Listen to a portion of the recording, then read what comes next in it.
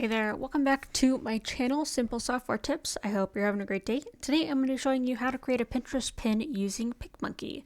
So I'm just going to create a really simple pin to show you how it goes. So I'm going to go down to collages and layouts and select Pinterest pin. I know they like it a certain width, and it kind of depends. Currently it's at like 1,000 to 1,500, but I know that you could probably do 600 by 900 around that ratio, and Pinterest will still call it okay.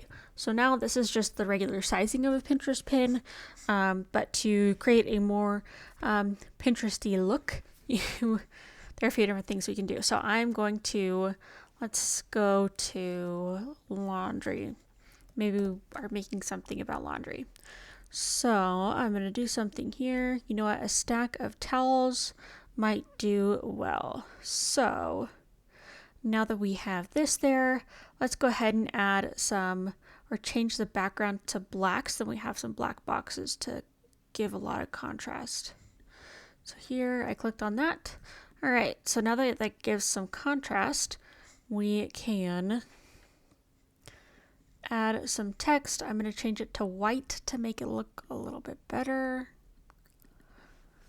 Let's say 27 laundry hacks.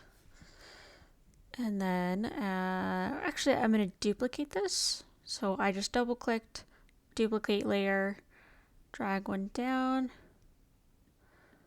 and then change this to say to change your life. All right. So yeah, we can go ahead and download that, and there you go. That is how you create a very simple Pinterest pin within PicMonkey. I hope that you found this helpful. If you did, be sure to give it a like. Be sure to subscribe if you want more helpful tutorials like this. If you have any questions or suggestions, be sure to leave them down below in the comments. You can check out the blog at simplesoftwaretips.com. Thank you so much. I'll catch you guys in the next one.